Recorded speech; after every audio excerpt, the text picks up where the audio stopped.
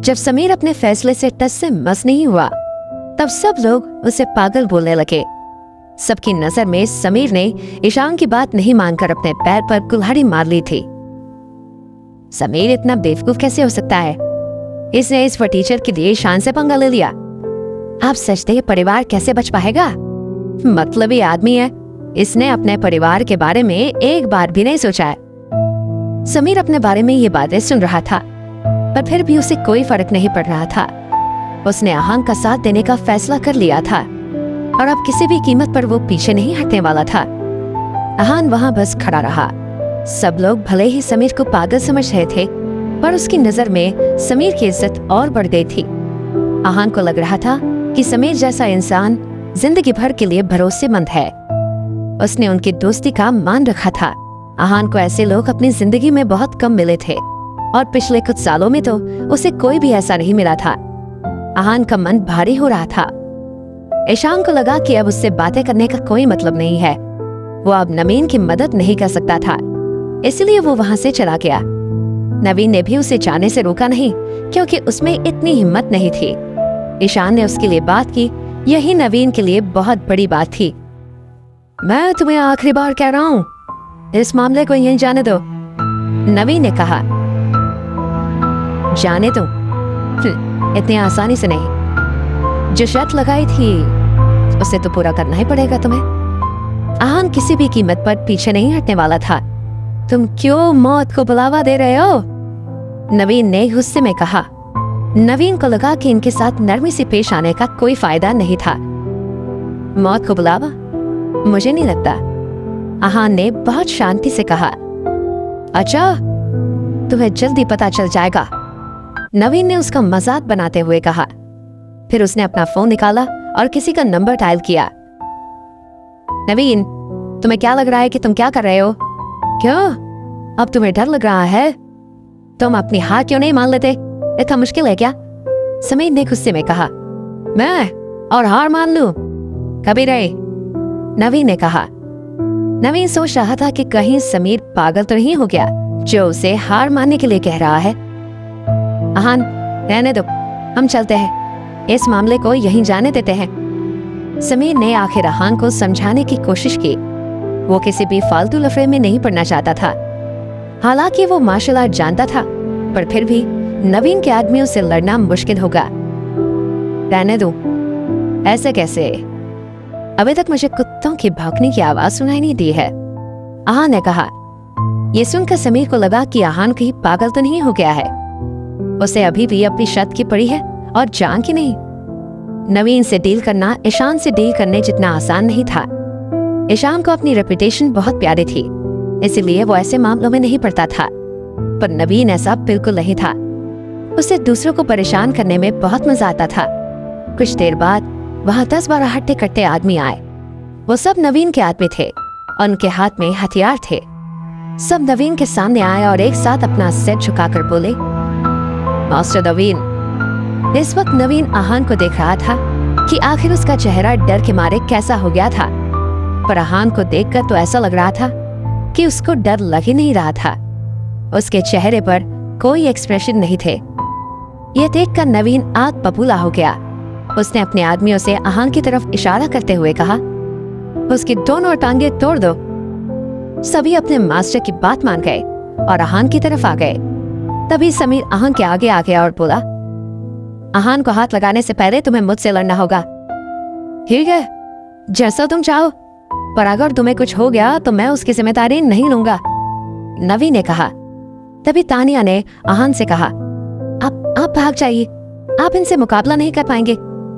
तानिया जानती थी कि अगर वो आहान तक आ गए तो आहान नहीं बचेगा, और जहां तक की बात उसके भाई की थी, वो कम से कम मरेगा तो नहीं। डोंट वरी मिस तानिया, मैं आपके भाई को कुछ नहीं होने दूंगा, आहान ने कहा। पर वो लोग इतने सारे हैं और आप। इससे पहले तानिया कुछ कह पाती उसने देखा कि आहान उन आदमियों के सामने जा रहा है। आहान को अपने आगे देखकर समीर को चिंता होने लगी। आहान, तुम लड़ना जानते हो? हाँ, थोड़ा बहुत, आहान ने कहा। समीर सोच में पड़ गया। थोड़ी बहुत लड़ाई आने से वो नहीं बच सकते थे। उनके सामने दर्जन भर आदमी थे जो अच्छे से लड़ना जानते थे। तभी वो आदमी अपने हथियार के साथ उन दोनों की तरफ आए। समीर ने अपने लौ जैसे हाथों से एक को उसकी छाती पर पंच मारा। वो आदमी हवा में उड़ता हुआ 10 मीटर दूर जाकर गिरा। ये देखकर सब हैरान थे। उन्हें नहीं लगा था कि समीर जैसा मोटा आदमी ऐसा कर सकता है। नवीन भी देखता रह गया। नवीन जानता था कि समीर मार्शल आर्ट में ट्रेनिंग ले रहा है, पर वो अब तक मार्शल आर्ट आर्टिस्ट नहीं बना था। वो स्टेज क्रॉस करने में अभी एक कदम दूर था, इसलिए नवीन ने उसकी स्किल्स को कभी सीरियसली नहीं लिया था। उसके लिए समीर एक साधारण आदमी था जिसमें थोड़ी ज्यादा ताकत थी। इस वक्त सबकी नजरें समीर पर थी। आहान की तरफ किसी का ध्यान नहीं गया। तभी आहान ने एक आदमी को पंच किया। आहान का पंच बहुत ही हल्का था, पर फिर भी हड्डी टूटने की आवाज आई। उस आदमी के कंधे की हड्डी टूट गई थी और वो जोर से चिल्लाया। उसकी चीख की वजह से सबका ध्यान आहान की तरफ था। आहान बहुत धीरे पंच कर रहा था, पर फिर भी किसी के हाथ की हड्डी टूट रही थी और किसी के पैर की। आहान जहां उन्हें हाथ लगाता उन्हें बहुत गहरी चोट आती। वो आदमी समझ गए थे कि वो आहान से नहीं लड़ पाएंगे, इसलिए उन्होंने समीर को घेरने की सोची। समीर से लड़ने पर वो बस हवा में उड़कर दूर जाते, पर इतनी बुरी तरह घायल नहीं होते। उसी पल में सब समीर को घेर कर खड़े हो गए और आहान की तरफ एक भी आदमी नहीं था।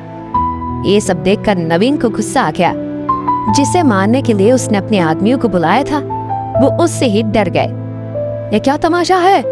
मैंने तुम्हें इसको मारने के लिए बुलाया था, नवीन चिल्लाते हुए बोला। आहान भी सोच रहा था कि अबे तो मैंने अपनी पूरी ताकत नहीं लगाई थी और ये इतने में ही डर गए।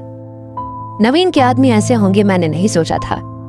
ये सोचते हुए आहान के चेहरे पर सार्कास्टिक स्माइल आ गई। आहान नवीन की तरफ बढ़ने लगा। उसे अपनी तरफ आता देख नवीन ने तुरंत कहा, ब्रदर, हम आराम से बात कर सकते हैं। आहान का ऑरा ही कुछ ऐसा था। वो अपने होने से किसी को भी डरा सकता था। आराम से बात? अब तुम्हें आराम से बात करनी है। तब क्या हुआ था जब तुमने मेरी टांग तोड़ने के लिए इन्हें बुलाया था? आहान ने रूखी आवाज में कहा, अब मैं तो बस मजाक बस ऐसे ही। नवीन अपनी बात भी अच्छे से नहीं बोल पा रहा था। आहान की ताकत देखकर वो घबरा गया था। आहान को समझ आ रहा था कि नवीन के आदमियों में हिम्मत क्यों नहीं थी और वो क्यों कमजोरी की तरफ चले गए। उनका बॉस ही ऐसा था तो फिर वो क्या होंगे? ऐसी बात है तो फिर अगर मैं तुम्हारे साथ एक मजाक करूं तो? आहान ने कहा। मजाक? कैसा मजाक? नवीन के माथे पर पसीना आ गया। नवीन ने बोल तो दिया था, पर अब वो तुरंत ही पछता रहा था। या तो घुटने टेक कर कुत्तों की तरह भागो, या फिर मैं तुम्हारी दोनों टांगे तोड़ दूंगा। आहान ने मुस्कुराते हुए कहा। नवीन के पैर कांपने लगे। उसे नहीं लगा था कि आहान ऐसा होगा। जब आहान ने नवीन को ऐसा देखा तब उसने कहा, मैं तुम्हें सोचने के लिए पूरा दिन तो नहीं दे सकता। तुम्हारे पास 1 मिनट है, जल्दी सोचो और बताओ। वहां के सभी लोग सोच रहे थे कि आखिर नवीन क्या चुनेगा। जैसे जैसे एक सेकंड गुजर रहा था, सबकी धड़कनें भी तेज हो रही थी। आखिर नवीन ने अपने घुटने टेक लिए। उसका चेहरा शर्म से लाल हो गया था। वो अपनी टांगे नहीं तोड़वाना चाहता था। सब लोग बिल्कुल हैरान थे। अब नवीन कुत्ते की तरह भी भौंकने लगा। इस सीन पर सब हंसना चाहते थे और किसी में भी इतनी हिम्मत नहीं थी। किसी ने नहीं सोचा था कि सिचुएशन ऐसे पलट जाएगी। अब तक जो बहुत बड़ी बड़ी डींगे हाँक रहा था, अब घुटने पर बैठकर था। सबने सोचा था कि आहान नहीं जीत पाएगा, और आखिर जीत भी गया तो नवीन से शर्त नहीं पूरी करवा पाएगा। पर अब देखो, आहान जीत भी गया और शर्त भी पूरी करवा ली थी उसने। अगर कोई हैरान था तो वो थी नमिता। नमिता जानती थी कि कुछ ऐसा ही होने वाला था। वो आहान की स्ट्रेंथ और पावर्स जानती थी। जब सब हो गया तब आहान वहां से होटल जाने के लिए निकल गया। उसे जाता देख समीर के चेहरे पर एक अलग ही रिएक्शन था। आहान ने दोनों भाई बहन की नवीन से बदला लेने में मदद की थी, पर इस चक्कर में उन्होंने रेड्डी फैमिली और अरोरा फैमिली से पंगा ले लिया था। आहान रुको, हम भी आ रहे हैं, समीर ने कहा। समीर और तानिया को किसी बात से कोई भी फर्क नहीं पड़ रहा था। समीर के हिसाब से आगे क्या होना है और वक्त आने पर सोचा भी जा सकता था। इस पल वो और खुश ही रहना चाहता था। रात तक सबको पता चल गया था कि आहान शिमला के गिल परिवार का घर जमाई था। आहान की पहचान ने पूरे आउटर रीच रोड पर हंगामा कर दिया था। किसी ने भी नहीं सोचा था कि एक मामूली सा घर जमाई ईशान को रेस में हरा देगा और नवीन से शर्त पूरी करवाएगा। जब ये बात नवीन को पता चली तो उसका शरीर गुस्से से गर्म हो गया। उसकी इतनी हिम्मत, ये एक मामूली से घर जमाई ने मेरे साथ ऐसा किया। वो होटल के अपने कमरे को तहस नहस करते हुए चिल्ला रहा था, अगर मैं इसे सबक नहीं सिखा पाया तो फिर वापस घर कैसे जाऊंगा? पापा मेरी जान ले लेंगे और हुरा खानदान का बेटा ऐसे कैसे किसी से हार सकता है? आहान को नहीं पता था कि उसके वजह से इतना हंगामा हो गया था। वो अपने रूम में था, तभी समीर हाफते हुए रूम में आया। आहान, आहान, वो तानिया। आराम से समीर, बैठो, सांस लो। आहान ने समीर को बेड पर बैठाया। जब समीर नॉर्मल हुआ तब आहान ने कहा, हाँ आप बताओ क्या हुआ? आहान, तानिया कहीं नहीं मिल रही। मैंने उसे कॉल भी किया पर वो उठा ही नहीं रही। रिसेप्शन में पूछा तो उन्हें भी पता नहीं है कि वो कहाँ गई है। समीर ने घबराते हुए कहा। आहान को भी चिंता होने लगी। तानिया अचानक से कहाँ जा सकती है? तुमने अमीन से पूछा? आहान ने सवाल किया। हालांकि उन्होंने नवीन और ईशान दोनों को गुस्सा दिलाया था, पर आहान की नजर में ईशान किडनैपिंग जैसी हरकत नहीं कर सकता था, पर अपना बदला लेने के लिए नवीन ऐसा कर सकता था। हाँ मैंने पूछा पर उसे भी नहीं पता। समीर ने पूछा। चलो मेरे साथ, मैं पूछता हूँ। आहान को लगा कि शायद समीर के पूछने पे उसे ज्यादा नहीं फर्क पड़ा होगा, पर डर की वजह से वो उसे पता देगा। दोनों नवीन के कमरे की तरफ गए। क्या हुआ? नवीन, तानिया कहाँ है? आहान ने गुस्से में पूछा। मुझे नहीं पता वो कहाँ है, और ये बात मैंने समीर को बता दी थी। मैं झूठ नहीं बोल रहा, नवीन ने जवाब दिया। नवीन की बातों से आहान समझ गया था कि वो सच बोल रहा है। दोनों उसके रूम से बाहर आए। क्या ईशान ऐसा कुछ कर सकता है? समीर ने पूछा। नहीं, आहान ने जवाब दिया। दोनों होटल के बाहर आए। समीर, मैं ऊपर देखकर आता हूँ, तुम यहीं आसपास और नीचे देखो, आहान ने कहा। ठीक है। इतना कहकर समीर होटल के नीचे की तरफ जाने लगा। आहान वहीं खड़ा रहा और अपनी आंखें बंद कर ली। आहान एक मार्शल आर्ट एक्सपर्ट था। उसके सेंसेस बहुत तेज थे। वो अपने आसपास की हलचल को महसूस कर सकता था। वो आंखें बंद करके ये जानने की कोशिश कर रहा था कि तानिया किस तरफ हो सकती है। हर मार्शल आर्ट एक्सपर्ट में ये क्वालिटी होती है। क्या आहान अपनी पावर से तानिया को ढूंढ पाएगा? आहान ने अचानक अपनी आंखें खोली। उसे कुछ एहसास हुआ था। उसने ये तरकीब पहले कभी इस्तेमाल नहीं की थी और इस बार वो बस कोशिश कर रहा था। वो सफल हो गया था। उसे पता चल गया कि तानिया कहाँ थी। वो तुरंत उस दिशा में भागा। कुछ दूर भागने के बाद वो जंगल के बीच एक गुफा के पास पहुंचा। उसने देखा कि वहाँ 4 लड़कियां अजीब से कपड़ों में बैठी है और उनके चेहरे बिल्कुल फीके थे। उनके सामने एक बूढ़ा आदमी कपड़ों में बैठा था और वो भी काले कपड़ों में। उन लड़कियों की कमर पर एक लाल धागा बांधा हुआ था और वो चारों बिल्कुल भी होश में नहीं थी। इस वक्त वो बूढ़ा आदमी उन लड़कियों पर कोई मंत्र कर रहा था। तभी उसे कुछ ऐसा लगा कि वहाँ कोई बहुत शक्तिशाली एनर्जी है। वो डर गया। आहान की तरह उसे भी संकट आने का एहसास हो गया था। आहान ने जैसे ही भागना शुरू किया, वो बूढ़ा आदमी डर कर भाग गया। उसे अपनी जान बचाना बहुत जरूरी था। आहान भागकर उन लड़कियों के पास पहुंचा। चारों के चेहरे पर अजीब सा एक्सप्रेशन था। आहान उन्हें देखते ही समझ गया कि ये सब काले जादू के वजह से था। चारों का शरीर अजीब से ऑरा से घिरा हुआ था। Black horse gang. आहान समझ गया था कि जरूर ये ब्लैक हॉर्स गैंग का ही काम होगा। कुछ साल पहले जब वो अपने मार्शल आर्ट के गुरु के साथ मनाली से जा रहा था, उसे कुछ लड़कियां मिली थी जिनकी हालत ऐसी ही थी। कुछ देर बाद वो सब मर गई थी। आहान के गुरुजी को ये देखकर बहुत गुस्सा आया था। उन्होंने आहान से कहा, आहान पता लगाओ ये सब कैसे हुआ। जी गुरुजी, आहान ने जवाब दिया। आहान ने जल्द ही पता लगा लिया था कि आखिर क्या हो रहा था। उसने अपने गुरु को बताया, गुरुजी ये सब ब्लैक हाउस गैंग की वजह से हो रहा है। ये एक काला जादू करने वाला गैंग है। इनका एक स्कूल भी है जहाँ ये लोग मिलते हैं सब। ये सब सुनकर आहान के गुरु को बहुत गुस्सा आया। दोनों ब्लैक हाउस गैंग के अड्डे पर पहुंचे और उन्होंने वहां मौजूद सभी को मार दिया था। उनकी लीडर की टांग तोड़कर उन्होंने वहीं छोड़ दिया था और कुछ दिन बाद उसकी मौत की खबर आ गई थी। आज ऐसा कुछ वापस होता हुआ देख आहान ने सोचा, मुझे लगा था कि उस दिन ब्लैक हाउस गैंग खत्म हो गई थी, पर ऐसा नहीं था। उसने उन चारों लड़कियों को देखा और सोचा, ये सब मैं बाद में सोचता हूँ, पहले मुझे इन्हें बचाना है।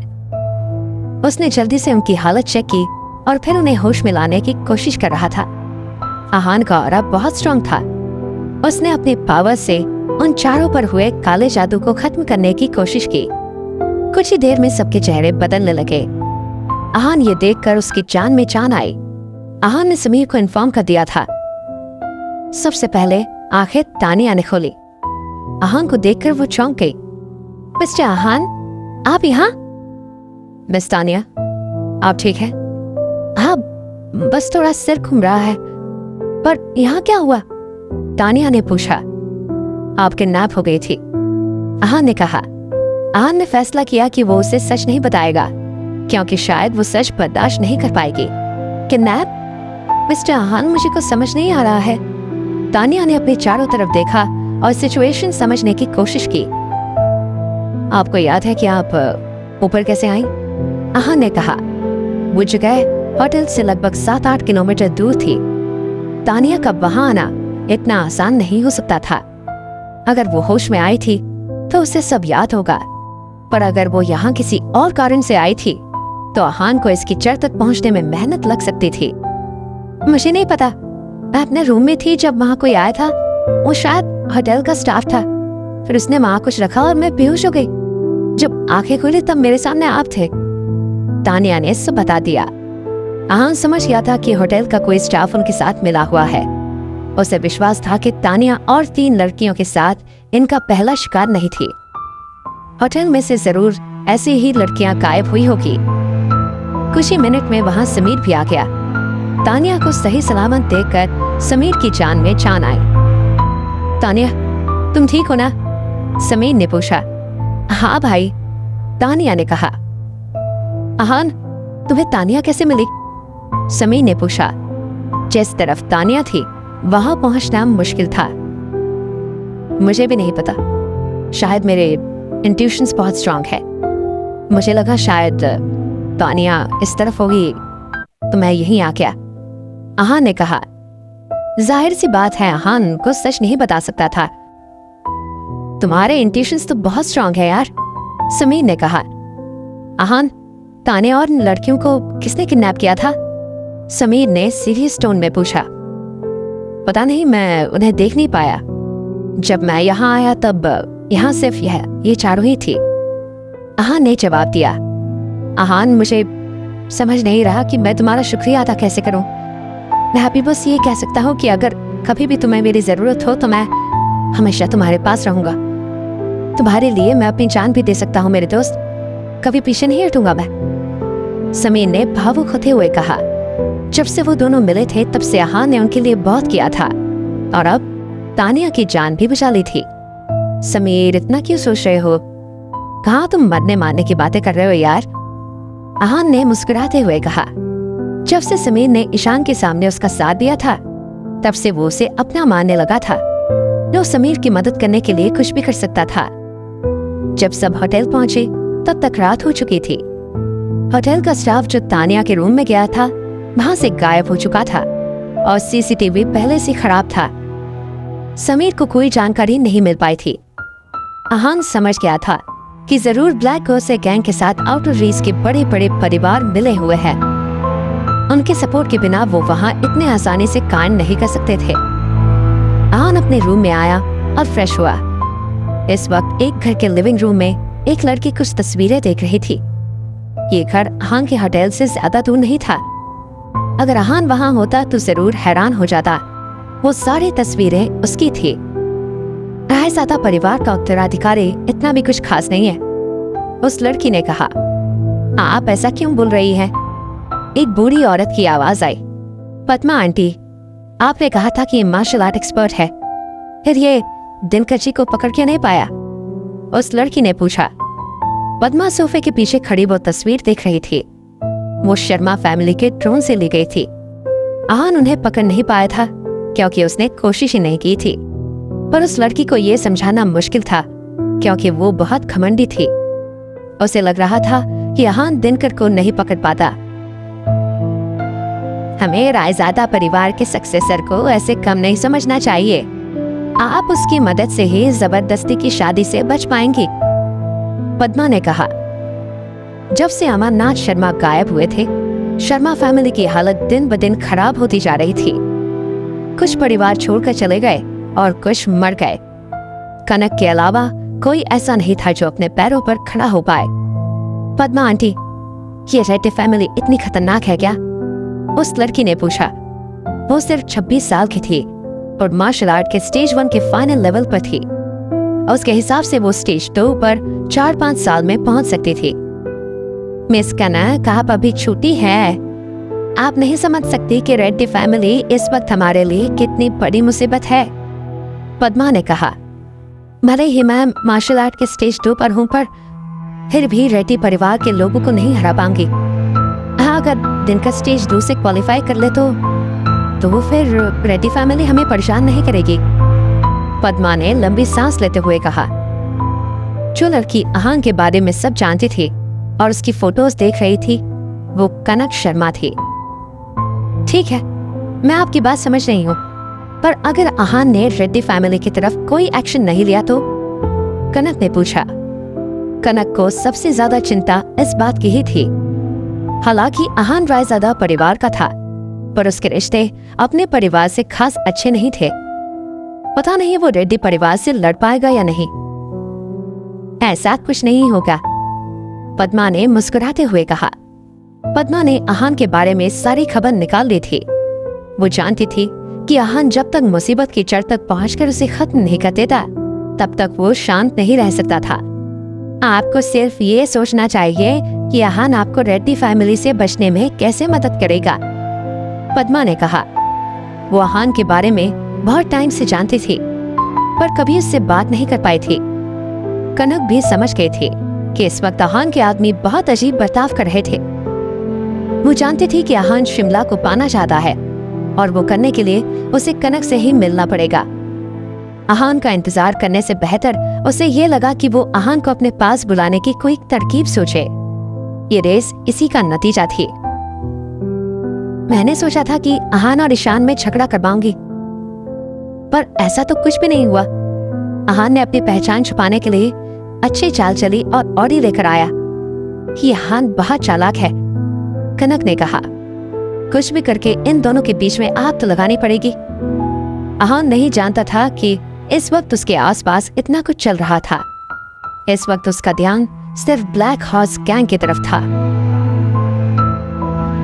उन लड़कियों और तानिया को बचाने के चक्कर में वो आदमी हाथ से निकल गया, पर कुछ न कुछ सबूत तो मिलेंगे ही। मैं ऐसे ही उसे जाने नहीं दे सकता, आहान ने सोचा। आहान अपने गुरु का आखिरी शिष्य था। उनकी एक विशेषता जो आहान में थी वो ये थी कि उसे भी बुराई से नफरत थी। वो ऐसे किसी इंसान को छोड़ना नहीं चाहता था। इस वक्त आहान के पास कोई सबूत नहीं था, पर अगर वो वहां जाएगा तो उसे जरूर कुछ मिल जाएगा।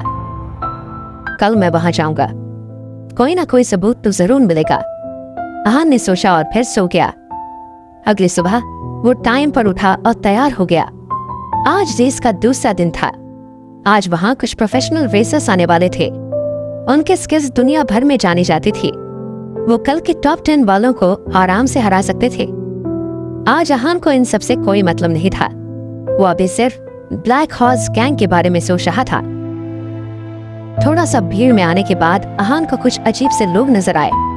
उन्हें देखकर ऐसा लग रहा था कि जैसे वो लोग ब्लैक हॉर्स गैंग के लोग थे। आहान समझ नहीं पा रहा था कि आखिर वो लोग वहां क्यों आए थे। इतने में समीर आया और बोला, आहान, तुम अभी तक यहीं हो? वहां प्रोफेशनल रेस शुरू होने वाली है, जल्दी चलो। Professional race? आहान को कुछ समझ नहीं आया। मैं उसमें पार्ट नहीं ले रहा। तुम्हें नहीं पता? समीर ने पूछा। क्या नहीं पता मुझे? आहान ने पूछा। कल की रेस में जो टॉप 3 में थे, आज वो इस रेस का हिस्सा होंगे। ये प्रोफेशनल रेस और प्रोफेशनल रेसर्स ही इसमें हिस्सा लेते हैं। कोई भी आकर इस रेस का हिस्सा नहीं बन सकता है। उसके लिए उसके पास क्वालिफिकेशन होना चाहिए। पर जो कल की रेस में टॉप 3 थे, वो इसमें डायरेक्ट हिस्सा ले सकते हैं। समीर ने समझाया। मैं हिस्सा नहीं लूंगा, मुझे नहीं करना रजिस्टर। आहान ने कहा। ये तुम क्या कर रहे हो? तुम इतने अच्छे ड्राइवर हो और तुम्हें तो इसमें हिस्सा जरूर लेना चाहिए भाई, समीर ने कहा। सिर्फ इतना ही नहीं, इस रेस में जो भी जीतेगा उसे 5 करोड़ मिलेंगे। सोचो, तुम्हारा नाम होगा और साथ ही इतने पैसे भी मिलेंगे। समीर बहुत उम्मीद से आहान को देख रहा था। वो चाहता था कि आहान इस रेस में हिस्सा ले। ठीक है, मैं हिस्सा लेता हूँ, आहान ने कहा। समीर ने उससे इतने बार कह दिया था, इसलिए उसने सोचा कि उसका मन रखने के लिए वो रेस में हिस्सा ले लेगा। आहान की बात सुनकर समीर खुश हो गया। दोनों चेंज करने रूम की तरफ चले गए। मास्टर ईशान, वो भी रेस में हिस्सा ले रहा है, किसी ने ईशान से कहा। ठीक है, तुमसे जो कहा है वो कर दो, ईशान ने जवाब दिया। उधर शर्मा हाउस में कनक की सेक्रेटरी ने कनक से कहा। कनक मैम, जैसा आपने सोचा था वैसा ही हुआ। ईशान ने आहान की गाड़ी के साथ कुछ छेड़छाड़ कर दी है। क्या आहान के साथ अब कोई बड़ा हादसा होने वाला है? उधर शर्मा हाउस में कनक की सेक्रेटरी ने कहा। कनक मैम, जैसा आपने सोचा था वैसा ही हुआ। ईशान ने आहान की गाड़ी के साथ कुछ छेड़छाड़ कर दी है। मेरे इंट्यूशंस गलत नहीं हो सकते, कनक ने कहा। आप आहान को इस बारे में नहीं बताएंगी? सेक्रेटरी ने पूछा। मैं आहान को बताऊंगी? तुम्हें क्या लगता है आहान पागल है? कनक ने कहा। मतलब मैं कुछ समझी नहीं, सेक्रेटरी ने कहा। तुम इसकी चिंता मत करो, आहान ईशान को हैंडल कर लेगा और अगर नहीं कर पाया तो उसका मरना ही ठीक है, कनक ने मुस्कुराते हुए कहा। उधर आहान ने अपना सेफ्टी सूट पहन लिया था। रेस शुरू होने में अभी भी आधा घंटा था। सारे प्रोफेशनल रेसर्स ट्रैक के पास पहुंचने लगे थे। ईशान भी वहां पहुंच गया था।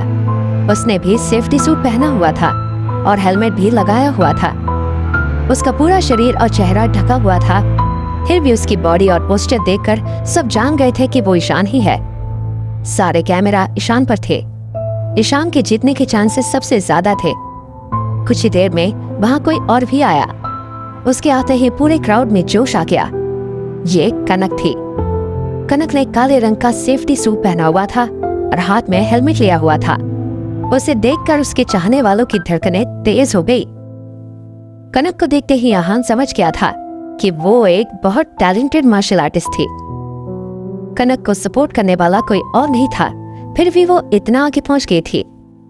ये अपने आप में बहुत बड़ी बात थी। कनक का नेचुरल टैलेंट ही बहुत खतरनाक था। रेस शुरू होने से पहले एक हूटर बजा। सब ड्राइवर्स अपनी अपनी कार के पास थे और इंस्पेक्शन ऑफिसर्स कार्स इंस्पेक्ट करने लगा। उन्होंने सारी कार्स को अच्छे से चेक किया। जब आहान की कार की बारी आई तब ईशान आहान को ही देख रहा था। आहान भी जानता था कि ईशान कुछ तो गड़बड़ करेगा, इसलिए उसने कोई भाव नहीं दिया। जब इंस्पेक्टर ने कह दिया कि आहान की कार सही है तब ईशान को तसल्ली हुई। आहान ने भी सोचा कि जो इंसान उसकी गाड़ी के साथ छेड़छाड़ कर सकता है वो इंस्पेक्टर को भी घूस दे सकता है। इस वक्त कनक हैरान थी। ऐसा कैसे हो गया? इंस्पेक्टर को तो गड़बड़ पता चल जानी चाहिए थी और आहान को भी एक बार तो कार खुद चेक करनी चाहिए थी। कनक ने मन ही मन में सोचा। कनक मैम, आहान की कार में तो कोई गड़बड़ नहीं मिली, कनक के ग्रुप ने कहा। पता नहीं क्या हो रहा है, तुम मेडिकल टीम तैयार रखो, आहान को उनकी जरूरत पड़ेगी, कनक ने ऑर्डर दिया। ओके मैम, सामने से जवाब आया। कनक आहान को सिर्फ इसलिए बचाना चाहती थी क्योंकि वो राजजादा परिवार का उत्तराधिकारी था। ईशान को ये बात पता नहीं थी, पर कनक को पता था। कनक कोई रिस्क नहीं लेना चाहती थी। वो नहीं चाहती थी कि आहान को कुछ हो और वो फंस जाए। तभी फाइनली हूटर बजा। रेस बस शुरू ही होने वाली थी। सबने अपनी अपनी पोजीशंस ले ली थी। गन शॉट के साथ ही रेस शुरू हो गई। ऑडियंस ने पूरे एरिया को अपने शोर से गुंजा दिया था। सब बहुत एक्साइटेड थे। एक के बाद एक गाड़ी हवा को चीरते हुए आगे गई। कनक और ईशान शुरू से ही आगे थे। उनके पीछे कुछ प्रोफेशनल ड्राइवर्स थे और फिर आहान था। आहान शुरू से ही टॉप 5 में था। इस बार उसने अपनी सारी स्ट्रेंथ शुरू से ही लगा ली थी। कुछ ही पल में वो सारे प्रोफेशनल ड्राइवर्स को पीछे छोड़कर आगे निकल गया और लगभग ईशान के पास आ गया। आहान की गाड़ी बहुत तेज थी और अगर वो 2-3 मिनट और चलती तो फिर अपना संतुलन खो देती। कुछ ही पल में ईशान और कनक की गाड़ियां बहुत आगे निकल गई। उन दोनों के परफॉर्मेंसेस को देखकर किसी को हैरानी नहीं हो रही थी। सब जानते थे कि वो दोनों बहुत कमाल के ड्राइवर्स हैं। जिसे देखकर सब हैरान थे वो था आहान। सब जानते थे कि वो गिल परिवार का घर जमाई है, इसलिए सबको उसके ड्राइविंग स्किल्स देखकर हैरानी हो रही थी। सबको लग रहा था कि कल की रेस से ज्यादा खतरनाक आज की रेस थी और आहान इसमें कुछ नहीं कर पाएगा। आहान की ड्राइविंग देखकर सबके गाल पर एक करारा थप्पड़ था। तभी आहान की गाड़ी ईशान की गाड़ी से आगे निकल गई। तभी ईशान ने मन में कैलकुलेट किया टाइम और सोचा, अब तक तो इसकी गाड़ी खराब हो जानी चाहिए थी, पता नहीं अभी तक कैसे नहीं हुई। आहान की गाड़ी ईशान की गाड़ी से स्टेबल थी और अब आहान की गाड़ी कनक की कार से थोड़ा ही पीछे थी। इससे कनक ज्यादा कॉम्पिटिटिव हो गई। शुरू से ही उसे लगा था कि आहान और ईशान के साथ उसका कोई मुकाबला नहीं है। कनक को अपने ड्राइविंग स्किल्स पर बहुत घमंड था। उसे विश्वास था कि उसे कार रेस में कोई नहीं हरा पाएगा, पर अब आहान की कार देखकर उसे घबराहट होने लगी। तीनों ने एक साथ एक्सेलरेटर दबाया और गाड़ी की स्पीड बढ़ाई। कनक में कॉम्पिटिटिव स्पिरिट बहुत था और ईशान भी हार मानने वाला नहीं था। आहान पूरी रेस के दौरान सबसे शांत था। उसने रेस में हिस्सा सिर्फ समीर के कहने पर लिया था। कनक और ईशान ने अपनी हड़बड़ी के कारण बहुत सारी गलतियां की थी। एक वक्त पर दोनों ट्रैक के गलत साइड पर थे। देखते ही देखते आहान की गाड़ी कनक की गाड़ी से आगे निकल गई और फिर फिनिशिंग लाइन के पार भी कर लिया। आहान रेस जीत चुका था। उसकी जीत से भी ज्यादा तो बात हैरान करने वाली ये थी, वो उसकी टाइमिंग। इस ट्रैक का रिकॉर्ड टाइम 9 मिनट 12 सेकंड में था। ये रिकॉर्ड एक ए क्लास प्रोफेशनल ड्राइवर का था। आहान ने ये रेस 8 मिनट 23 सेकंड में पूरी की थी। पूरे स्टेडियम में सन्नाटा था। कोई भी विश्वास नहीं कर पा रहा था कि अभी अभी क्या हुआ था। आहान ने आज उस ट्रैक का नया रिकॉर्ड बनाया था और वो रिकॉर्ड भी एक ऐसे इंसान ने तोड़ा था जिसके पास प्रोफेशनल ड्राइविंग का कोई एक्सपीरियंस नहीं था। आहान के पीछे कनक सेकंड और ईशान थर्ड आए थे। दोनों के चेहरे उतर गए थे। कनक को बिल्कुल भी विश्वास नहीं हो रहा था कि वो रेस नहीं जीती थी। अपने दांत पीसते हुए वो बोली, इम्पॉसिबल। ईशान के चेहरे पर अलग ही भाव थे। उसे जितना आहान से हारने का अफसोस नहीं था, उतना परेशान वो इस बात से था कि उसकी कार के साथ छेड़छाड़ करने के बाद भी वो हार गया था। उसने मन ही मन में सोचा, कहीं ऐसा तो नहीं कि कार के साथ कोई गड़बड़ी हुई नहीं थी। मैं इस घर जमाई से कैसे हार सकता हूँ? ये इंसान मुझे पहली नजर से ही पसंद नहीं था और अब तो मैं इससे और नफरत करता हूँ इससे। ईशान का गुस्सा उसके चेहरे पर साफ नजर आ रहा था। उसे आहान पसंद नहीं था, पर फिर भी वो उसके ड्राइविंग स्किल्स से डरता था। इसलिए ही उसने कार में छेड़छाड़ करवाई थी। उसे कनक से हारना मंजूर था, पर आहान से हारना नहीं। पर अब वो और कनक दोनों ही आहान से हार चुके थे। आहान अपनी गाड़ी से उतरा। उसके चेहरे पर न जीत की खुशी थी और न ही कोई एक्साइटमेंट। समीर खुशी के मारे उछल रहा था। उसे यकीन ही नहीं हो रहा था कि आहान ने कनक को हरा दिया था। उसने छत से आहान को गले लगा लिया था। कांग्रेचुलेशंस आहान, मैंने कभी सपने में भी नहीं सोचा था कि तुम जीत जाओगे, पर तुम जीत गए यार। मैं बहुत खुश हूँ। आहान समीर की खुशी को देखकर मुस्कुराने लगा। अचानक से समीर के चेहरे का रंग बदल गया। वो बड़ी बड़ी आंखों से आहान के पीछे देखने लगा। उसे ऐसा देखकर आहान हैरान हो गया। समीर, क्या हुआ?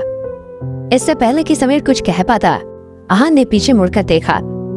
कनक अपने सेफ्टी सूट में थी और हेलमेट हाथ में लिए हुए उनकी तरफ आ रही थी। हवा की वजह से उसके ढीले से बंधे बाल उनके चेहरे पर आ रहे थे।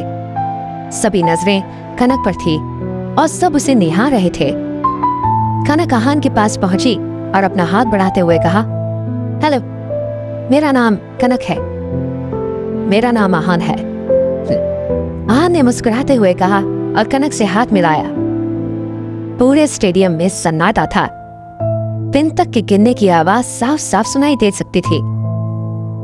कनक जो कि किसी से सीधे मुंह बात नहीं करती थी, आज हाथ मिला रही थी, वो भी किसी मर्द से। आज आखिर हो क्या रहा था? क्या सूरज आज अलग दिशा से निकला था? पहले कनक एक घर जमाई से रेस हार गई थी और ऊपर से वो उससे हाथ भी मिला रही थी। मैंने तो सुना था कि कनक किसी मर्द से हाथ नहीं मिलाती। किसी ने भीड़ में धीरे से कहा। पता नहीं, आज तो सब हवाई सोच के परे ही हो रहा है, दूसरे ने जवाब दिया। ये सब देखकर ईशान का चेहरा गुस्से से लाल हो गया था। एक तो पहले ही वो हार चुका था और ऊपर से कनक का आहान से हाथ मिलाना उसके लिए चले पर नमक छिड़कने जैसा था।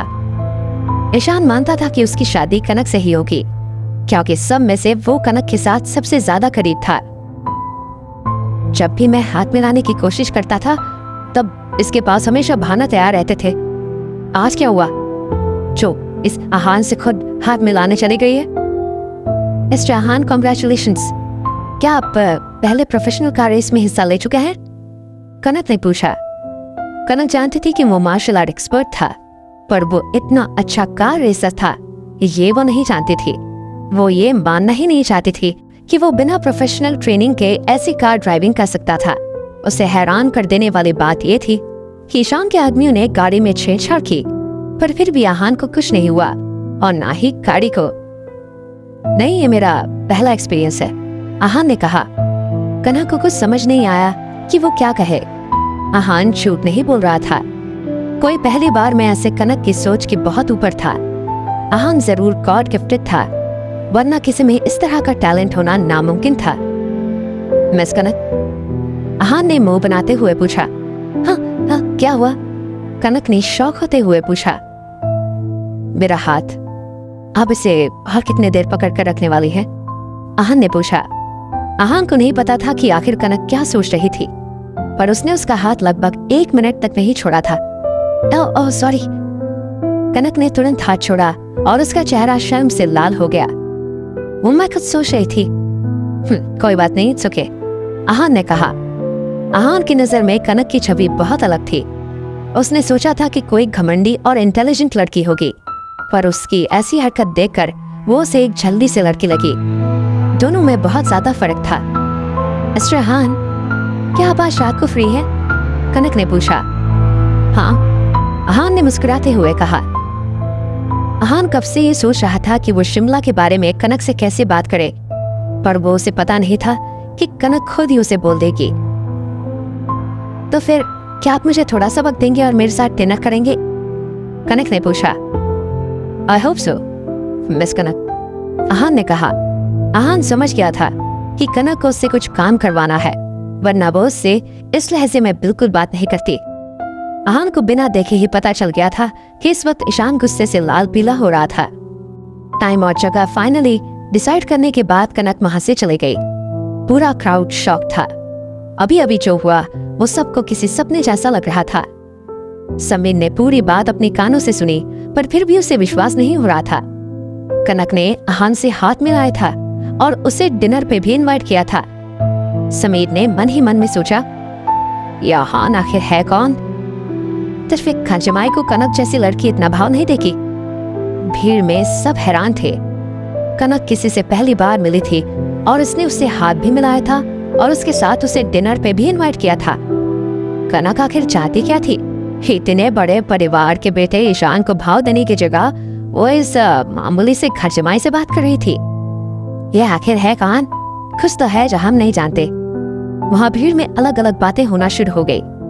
समीर ने आहान से फाइनली पूछा, आहान, मुझसे सच सच कहो कि तुम कौन हो? क्या तुम किसी बड़े खानदान से हो?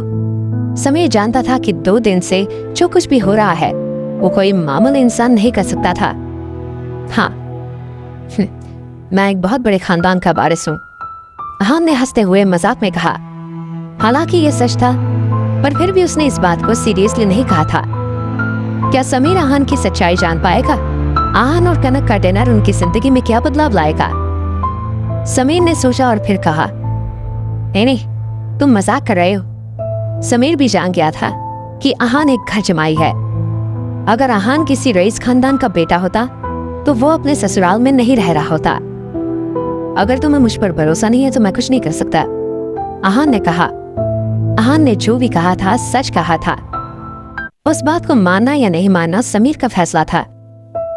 इस वक्त ईशान होटल पहुंच गया था।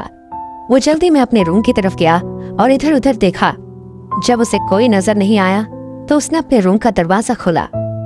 जब वो रूम में गया तो एक दुबला पतला आदमी काले कपड़ों में बैठा था। वो वहां पर कुछ अजीब सा कर रहा था। जब ईशान आया तब उसने ऊपर देखा और ईशान से पूछा, तुम्हारी जांच पड़ताल कैसे चल रही है? ईशान ने पहले उन्हें प्रणाम किया, फिर कहा, दिनकर अंकल, हमें पता चल गया है जो आदमी उन चारों लड़कियों को बचाकर ले गया ना, वो एक मामूली आदमी था। मामूली? दिनकर के माथे पर शिकन आ गए। एक मामूली इंसान से उस कदर डरना उन्हें सही नहीं लग रहा था कि वो वहां से भाग जाए। क्या तुम्हें इस बात का पूरा विश्वास है? दिनकर ने पूछा। हाँ, मुझे पक्का विश्वास है। उसका नाम आहान है और वो 25 साल का ही है। वो मनाली के एक परिवार का घर जमाई है। ईशान को जितनी बात पता थी उसने सब बता दिया। ये सब सुनने के बाद दिनकर को और अजीब लगने लगा। इतने मामूली इंसान से वो ऐसे नहीं डर सकता था। या तो उसके इंट्यूशन ने उसे गलत जानकारी दी थी या फिर ईशान को कोई गलतफहमी हुई थी। पर ईशान की जांच पर संदेह नहीं किया जा सकता था। उसके माथे के शिकन गहरे होते जा रहे थे। उसे कुछ सही समझ नहीं आ रहा था। थोड़ी देर बाद वो शांत हुआ। उसने ईशान से कहा, ठीक है, अब तुम जाओ यहाँ से। आहान मार्शल आर्ट फाइटर नहीं था, इसलिए अब उसे डरने की कोई जरूरत नहीं थी। दिनकर अंकल। ईशान वहां से गया नहीं और दिनकर को देखने लगा। वो दिनकर से कुछ कहना चाहता था। कुछ बात है, कहो। दिनकर ने भाप लिया था कि कुछ तो गड़बड़ है। मुझे आपकी मदद चाहिए, ईशान ने कहा। क्या मदद चाहिए, बताओ मुझे। दिनकर ने कहा, आप कनक को अपने वश में ले लीजिए, ईशान ने कहा।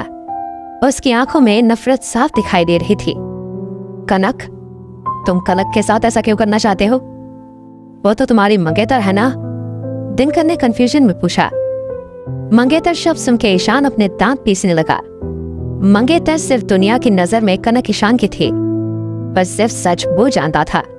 ईशान को लगता था कि वो कनक को आराम से इम्प्रेस कर देगा, पर उसने कभी भी उसे आंखें उठाकर तक नहीं देखा था। उसके हर एक सरप्राइज पर या बात पर कनक ने पानी फेर दिया था। यहाँ तक कि उसने भेजे हुए फूलों को भी आग लगा दी थी। और तो और उसने एक शादीशुदा आदमी से हाथ मिला लिया था और उसे कभी भाव तक नहीं दिया था। दिनकर अंकल, मैं आपसे सच कह रहा हूँ, उस लड़की ने मुझसे कभी शादी करने के बारे में सोचा तक नहीं। मुझे ही लगता था कि मैं उसे पटा लूंगा, पर ऐसा कुछ नहीं हुआ। पर आज मेरा ये भ्रम टूट गया।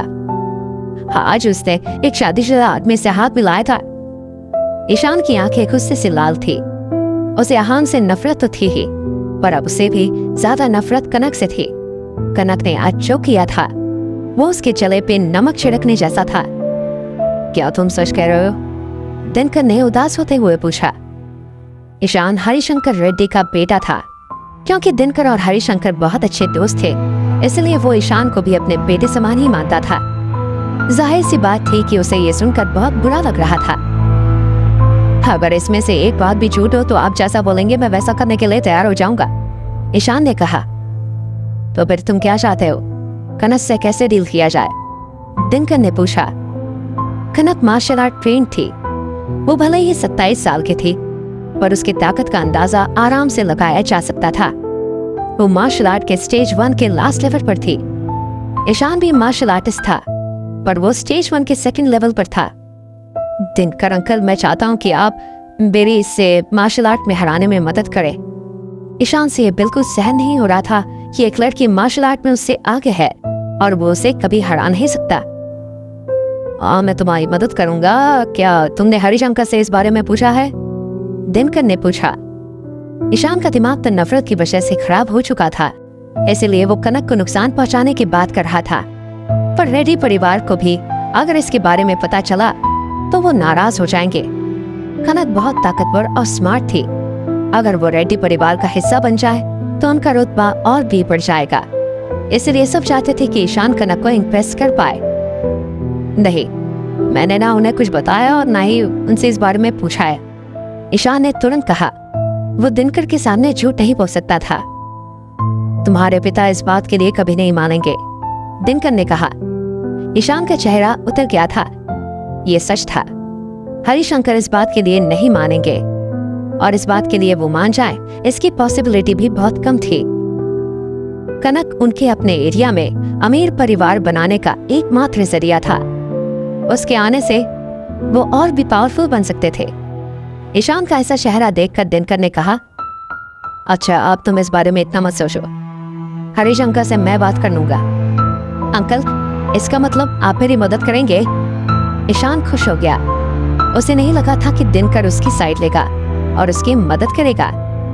दिनकर ने हाँ में गर्दन हिला दी। इस वक्त ईशान की जो हालत थी, उसके पास और कोई चारा भी नहीं था। अगर वो उसकी मदद नहीं करता तो ये बात उसके दिमाग में बैठ जाती और वो अपने प्रैक्टिस पर ध्यान नहीं दे पाता। Thank you Dinkar uncle, Ishaan ने कहा। ईशान बहुत खुश हो गया था।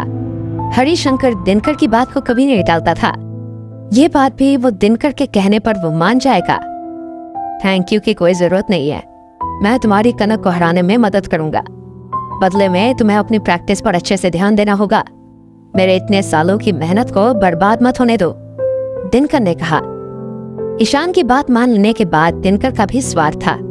वो पिछले कई सालों से मार्शल आर्ट के स्टेज 2 के सेकंड लेवल पर था। वो एक्सपर्ट बनाने से बस एक कदम दूर था, पर फिर भी ये रोड़ा वो पार नहीं कर पा रहा था। दिनकर काला जादू जानता था, इसलिए वो उसकी मदद से भी मार्शल आर्ट एक्सपर्ट बन सकता था। पर उसके लिए अब उसे किसी साधारण लड़की की नहीं, बल्कि एक बहुत यूनिक लड़की की फोर्स की जरूरत थी। इस काम के लिए कनक से बेहतर कोई नहीं हो सकता था। कनक की बॉडी पूरी तरह से मार्शल आर्ट में ढली हुई थी। अगर दिनकर उसका फोर्स उसे कर पाए तो उसके लिए भी मार्शल आर्ट एक्सपर्ट बनना मुश्किल नहीं होगा। दिनकर अंकल, मैं बहुत अच्छे से ट्रेन करूंगा और आपको बिल्कुल निराश नहीं करूंगा, ईशान ने कहा।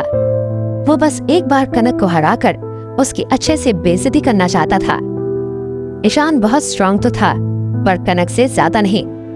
बाकी के फाइटर्स के मुकाबले ईशान की स्किल्स ज्यादा और शार्प थी। ठीक है, फिर बताओ तुम क्या चाहते हो? कनक को वश में कब करना है? दिनकर ने पूछा। दिनकर अंकल, मैं चाहता हूँ कि आप आज रात को जब वो फटीचर और कनक साथ में डिनर कर रहे हो ना, उसी वक्त उसे वश में करें। मैं और मानिक उस फटीचर को संभाल लेंगे और आप उस कनक को संभाल लीजिएगा, ईशान ने कहा। वो सबसे अच्छा मौका था जब ईशान कनक को यह एहसास दिला सकता था कि आहान कितना बेकार था। इन तीनों में मानिक ही था जो सबसे स्ट्रांग था। वो किसी से भी नहीं डरता था और उसकी पूरी बॉडी में मार्शल आर्ट ढली हुई थी। वो कई सालों से मार्शल आर्ट में ट्रेनिंग ले रहा था। ठीक है, दिनकर ने कहा। रात को शर्मा फैमिली के लोग आहान को एक विला में लेकर आए। ये विला शर्मा फैमिली का वेकेशन होम था। यहाँ पर शर्मा फैमिली के खास मेहमान ही आते थे।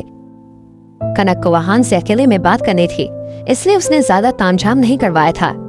एक छोटे से प्राइवेट रूम में कुछ खाने की डिशेस थी और वो रूम फूलों से महक रहा था। रूम में आहान, कनक और पद्मा थे। आहान ने कनक की तरफ ज्यादा नहीं देखा था या ज्यादा ध्यान नहीं दिया था, पर वो लगातार पद्मा को देख रहा था। उसे देखकर आहान को ऐसा लग रहा था कि जैसे वो पहले भी कभी उसे मिला था। उनके चेहरे के सल देखकर आहान को लगा कि ये उम्र की वजह से नहीं है, पर इसके पीछे कुछ और वजह है। मिस्टर आहान, जब कनक ने देखा कि आहान खो गया है, तब उसने कहा। कनक की आवाज सुनकर आहान ने हड़बड़ाकर पूछा, क्या आप पद्मा आंटी को जानते हैं? कनक ने पूछा। कनक को भी पद्मा के बारे में ज्यादा कुछ नहीं पता था।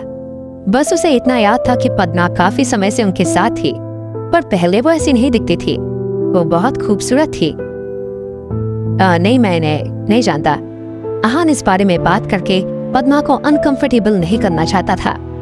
उसे दिख गया कि पद्मा इस टॉपिक से कुछ खास खुश नहीं थी। मिस कनक, सीधा पॉइंट पर आते हैं, आहान ने कनक से बात करते हुए कहा। उसे घुमा फिरा कर बात करना बिल्कुल पसंद नहीं था। पॉइंट पर? कनक हैरान थी कि आखिर आहान करना क्या चाहता है। मिस कनक, मैं जानता हूँ कि आपको रेड्डी फैमिली से बचने के लिए मेरी मदद चाहिए। आप ईशान को पसंद नहीं करती है, आहान ने कहा। आहान ने जैसे ही ईशान को कनक के पीछे देखा था, वो जान गया था कि कनक उसे जरूर फंसाएगी। आहान इसमें कनक को दोषी नहीं मान रहा था, क्योंकि वो खुद भी कनक से मिलना चाहता था। मिस्टर हान, आप तो बहुत स्ट्रेट फॉरवर्ड हैं, कनक ने कहा। कनक को लगा था कि मुद्दे की बात पर आने के लिए उन्हें बहुत वक्त लगेगा, पर ऐसा कुछ नहीं हुआ था। ऐसा कुछ नहीं है। मैं जानता हूं कि आप मेरी असलियत जानती हैं। आप ये भी जानती है कि मेरे और रायजादा परिवार के बीच में लड़ाई होने वाली है। मैं उस लड़ाई की तरफ ध्यान दूं इससे पहले मैं चाहता हूं कि शिमला मेरे कंट्रोल पे हो, और इस वक्त शिमला में मेरे लिए सबसे बड़ा खतरा था है, आहान ने कहा। आहान ने जब कनक को सबसे बड़ा खतरा बताया तब वो मजाक नहीं कर रहा था। वो कब क्या करती कोई नहीं बता सकता था। वो बहुत अनस्टेबल थी। अगर उसे कोई बात पसंद नहीं आती थी तो वो किस तरह रिएक्ट करेगी ये कोई नहीं बता सकता था। कनक को अब लग रहा था कि आहान उसे कुछ नहीं समझता था, पर जब उसने बोला कि शिमला सबसे बड़ा खतरा था तब उसे अच्छा लगा। उसे लगा था कि आहान जैसा फाइटर उसकी इज्जत करता था। आहान की इस बात पर कनक गुस्सा नहीं हुई थी। आहान ने पहले सोचा था कि कनक को वो अपने पावर्स से मदद करेगा या धमकाएगा, पर फिर जब उसने देखा कि ईशान उसके पीछे पड़ा हुआ है तब उसने अपना प्लान चेंज कर दिया। सिर्फ आहान ही था जो कनक को ईशान से बचा नहीं सकता था। यही मौका था जब आहान कनक को अपनी साइड करके और शनाया के प्रोटेक्शन के लिए उसकी मदद ले सकता था। मिस्टर आहान, आप क्या चाहते हैं? मुझे प्लीज बताइए, मैं आपकी मदद कैसे कर सकती हूँ? कनक ने पूछा। मैं चाहता हूँ कि आप मेरे लिए किसी को प्रोटेक्ट करें, आहान ने कहा। यह सुनकर कनक को बहुत अजीब लगा। उसने सोचा था कि आहान उससे बहुत कुछ बड़ा मांगेगा, पर उसने ये मांगा था। पर वो जानती थी कि आहान किसी की प्रोटेक्शन के लिए बात कर रहा था। आप शनाया की बात कर रहे हैं ना? कनक सोच रही थी कि आखिर शनाया आहान के लिए क्या मायने रखती थी। हाँ, मैं शनाया की बात कर रहा हूँ, आहान ने कहा। मुझे माफ कीजिएगा कि मैं आपकी बात नहीं मान रही हूँ, पर मैं ऐसा नहीं करूंगी। सॉरी, कनक ने कहा। कनक हमेशा से बहुत घमंडी रही है। वो किसी के कहने पर किसी और लड़की के बॉडीगार्ड तो बिल्कुल नहीं बन सकती थी। कनक की ना सुनकर आहान कैसे रिएक्ट करेगा? क्या दोनों एक दूसरे से डील कर पाएंगे? क्यों? आहान ने पूछा। आहान जानता था कि कनक जैसी घमंडी के लिए ना करना कोई बड़ी बात नहीं थी। उसे सब कुछ अपने लिए ही चाहिए था, इसलिए आहान का उससे किसी और के लिए प्रोटेक्शन मांगना अच्छा नहीं लगा। मेरे पास क्यों का जवाब नहीं है, बस मैं नहीं कर सकती, कनक ने कहा। ठीक है, मैं आपको फोर्स तो नहीं कर सकता, आहान ने कहा। पद्मा ये सब देखकर हैरान थी। उन्हें नहीं लगा था कि ये बात इतनी आसानी से खत्म हो जाएगी। कनक अभी तक छोटी थी और कभी कभी बिना सोचे समझे फैसला ले लेती थी। मिस्टर आहान, कनक नादान है, उसे माफ कर दीजिए। पद्मा के पास ये बोलने के अलावा और कोई चारा नहीं था। वो आहान को नाराज नहीं कर सकते थे।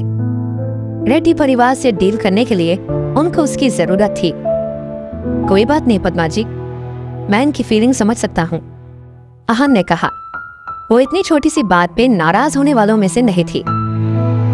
अगर मेरी ये रिक्वेस्ट मिस कनक नहीं मान सकती है तो मेरे पास एक और रिक्वेस्ट है, आहान ने कहा। क्या? जो भी कहना है साफ साफ कहिए, पद्मा ने आहान से कहा। उन्हें उम्मीद नहीं थी कि ये होने के बाद उनके पास कुछ और भी होगा।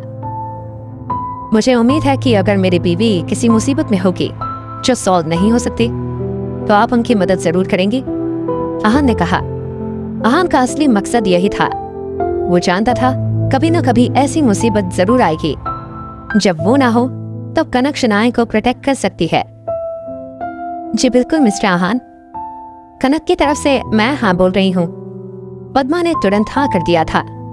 उन्हें डर था कि कहीं कनक इस बात के लिए भी मना न कर दे। आहान के चेहरे पर मुस्कान आ गई। वो जानता था कि उसकी एक बात को मना करने के बाद वो दूसरी बात के लिए मना नहीं करेंगे। मिस कनक, इस पर आपका क्या कहना है? आहान ने पूछा। शर्मा परिवार में आखिरी फैसला हमेशा कनक का ही होता था, इसलिए आहान कंफर्म करना चाहता था। ठीक है, कनक मान गई थी। आहान एक बार उसकी बात मान गया था। अगर फिर से ऐसा कुछ करती तो शायद उसके लिए अच्छा नहीं होता। थैंक यू मिस कनक, आहान ने बहुत पोलाइटली कहा। कनक अपनी जुबान की बहुत पक्की थी, इसलिए अब आहान को चिंता करने की कोई जरूरत नहीं थी। मिस्टर आहान बहुत अच्छे हैं, हम बस एक दूसरे की मदद कर रहे हैं, कनक ने कहा। शनाया की एक बार मदद करने के मतलब ये था कि उसे किसी बहुत पावरफुल इंसान से नहीं लड़ना पड़ेगा। उसे उसकी मदद सिर्फ तब तक करनी होगी जब आहान उसके आसपास न हो। ठीक है, तो फिर अब मैं चलता हूँ, आहान ने कहा और अपनी कुर्सी से खड़ा हो गया। तभी बाहर से कुछ गिरने की बहुत तेज आवाज आई। किसी ने बरामदे की तरफ वाले गेट को तोड़ दिया था। हर तरफ दरवाजे के चीथड़े गिरे हुए थे। दरवाजे के बाहर दिनकर अपने हाथ को पीछे कर खड़े हुआ था। उसके साथ भी ईशान था, जिसकी आंखों में गुस्सा था और उसकी आंखें गुस्से से लाल हो रही थी। मैंने तुम्हारा क्या बिगाड़ा था जो तुमने ऐसा किया? ईशान ने कनक की तरफ देखते हुए गुस्से में कहा। बिगाड़ा तो तुमने है, थोड़ी देर बाद नहीं आ सकते थे तुम? कनक ने कहा। आहान ने सोचा कि कनक एक टिपिकल लड़की है जो खुद आगे जाकर पंगे लेती है। ईशान पहले ही दोनों से बहुत नफरत करता था और कनक ने ये बात बोलकर आग में घी डाला था। जाहिर सी बात है कि ये सुनकर ईशान का गुस्सा 7वें आसमान पर पहुंचने वाला था। You stupid girl! ईशान ने चिल्लाकर कहा। ये फटीचर मुझसे अच्छा कैसा है? अगर कनक किसी ऐसे को चुनती जो ईशान से ज्यादा पावरफुल हो और अमीर होता तो उसे इतना बुरा नहीं लगता, पर उसने चुना इस फटीचर और घर जमाई आहान को। आहान तुमसे हर चीज में बेहतर है। कनक ने आज ईशान को गुस्सा दिलाने का पूरा मन बना लिया था, इसलिए ही उसने आहान का हाथ भी पकड़ लिया और मिस्टर आहान की जगह सिर्फ आहान बोला। आहान उसकी ये चाल समझ गया था, इसलिए उसने भी कुछ नहीं कहा और बस मुस्कुराने लगा। उधर ईशान का गुस्से से बुरा हाल था। उसकी नसें साफ साफ दिखाई दे रही थी। इसे जाने दो, वरना तुम्हारे लिए अच्छा नहीं होगा, ईशान ने आहान की तरफ देखते हुए कहा। वो आहान को कनक के साथ नहीं देख सकता था। और अगर मैंने ऐसा नहीं किया तो? आहान ने कहा। नहीं किया तो मैं तुम्हारे पूरे खानदान को बर्बाद कर दूंगा, ईशान ने कहा। ये बात सुनकर आहान को हंसी आ गई। पूरे खानदान को बर्बाद कर दूंगा? आहान ने अपने मन में सोचा, लगता है ये मूवीज देखता है इसलिए ऐसे डायलॉग बोल रहा है। मेरे खानदान को बर्बाद करना किसी के बस की बात नहीं। ईशान गुस्से से कांपने लगा। अब तक तो सिर्फ कनक उसे नीचा दिखा रही थी और अब आहान भी उसकी बातों को सीरियसली नहीं ले रहा था। दिनकर भी आहान को हैरानी में देख रहा था। सबने तो कहा था कि वो एक मामूली इंसान है, फिर इसमें इतनी अकल कैसे थी? दिनकर आहान को देख रहा था और आहान भी दिनकर को ही देख रहा था, पर आहान की आंखों में एक अलग सी चमक थी। अपने पावर्स की मदद से दिनकर ने आहान को परखने की कोशिश की, पर उसका कुछ फायदा नहीं हुआ। उधर आहान खुश था। वो आज सुबह ही सोच रहा था कि ब्लैक हॉर्स गैंग तक कैसे पहुंचे, और रात को ही उसका एक आदमी चल के उसके पास आया। आहान ने सोचा, काश भगवान से कुछ और भी मांग लिया होता, और मुस्कुराने लगा। तुम्हें क्या लगता है कि मैं यहाँ क्यों आया हूँ? दिनकर ने कहा। दिनकर को आहान की आंखों से डर लग रहा था, पर वो ये जताना नहीं चाहता था, इसलिए कॉन्फिडेंस में ये बोल दिया था उसने। उसे विश्वास था कि ईशान की जानकारी गलत नहीं हो सकती, इसलिए उसने मान लिया था कि वो एक मामूली आदमी ही था। पता नहीं, आहान ने कहा। वो अभी दिनकर से भिड़ना नहीं चाहता था, इसलिए उसे वो सबक बाद में सिखाएगा। दिनकर उसकी बात से नाराज हो गया। ईशान ने उससे कहा था कि वो आहान से डील करेगा, वरना दिनकर का बस चलता तो उसे वहीं खींच के वो थप्पड़ मारता। दिनकर अंकल, इस लड़की की टांगे तोड़ दो, ईशान ने कनक की तरफ इशारा करते हुए कहा। ठीक है, दिनकर ने अपना पैर पटका और कहा। वो तुरंत कनक के सामने जाकर खड़ा हो गया। कनक ने घबराहट में 2 कदम पीछे ले लिए। दिनकर, मैं अभी यही हूँ, मैं तुमसे लड़ूंगी, पद्मा ने कनक को पीछे करते हुए कहा। पद्मा खुद एक मार्शल आर्टिस्ट थी। तुम मुझसे क्या लड़ोगी? तुम में जान दी है क्या? दिनकर ने इतना कहा और पद्मा को कंधे पर पंच किया। पद्मा उसे बर्दाश्त नहीं कर पाई और कुछ कदम पीछे जाकर गिरी। वो दर्द से कराह रही थी। पद्मा आंटी, कनक चिल्लाई। पद्मा मार्शल आर्ट की स्टेज तोप थी। पर फिर भी दिनकर के पंच से वो नहीं बच पाई थी। दिनकर में ऐसी कौन सी ताकत थी? देख लड़की, चुपचाप हार मान लो और सरेंडर कर दो। मैं तुम्हें कोई नुकसान नहीं पहुंचाना चाहता। आखिर तुम आगे चलकर हमारे ही करके बहू बनोगी, दिनकर ने कहा। उसकी आवाज में आत्मविश्वास साफ साफ नजर आ रहा था। वो बहुत सालों से मार्शल आर्ट प्रैक्टिस कर रहा था, इसलिए उसमें इतनी ताकत थी।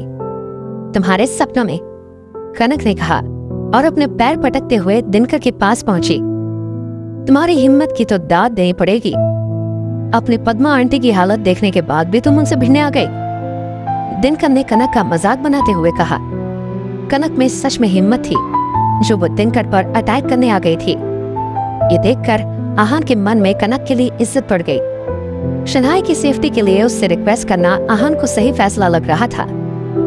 इस वक्त ईशान आहान के सामने आया और उससे कहा, है तुम सुना? अभी अपने घुटने टेको ताकि मैं तुम्हें आसानी से मार सकूं। फिर से सोच लो कि तुम क्या कर रहे हो। आहान ने कहा, मुझसे जुबान मत लाओ, जो कहा है वो करो। तुम्हें कनक के सपने देखने ही नहीं चाहिए। तुम्हारी शादी हो चुकी है और तुम्हारी बीवी का नाम शनाया है ना? तुम्हारे मरने के बाद तुम्हारी बीवी का मैं अच्छे से ध्यान रखूंगा, नहीं तो फिर किसी से, ईशान ने कहा।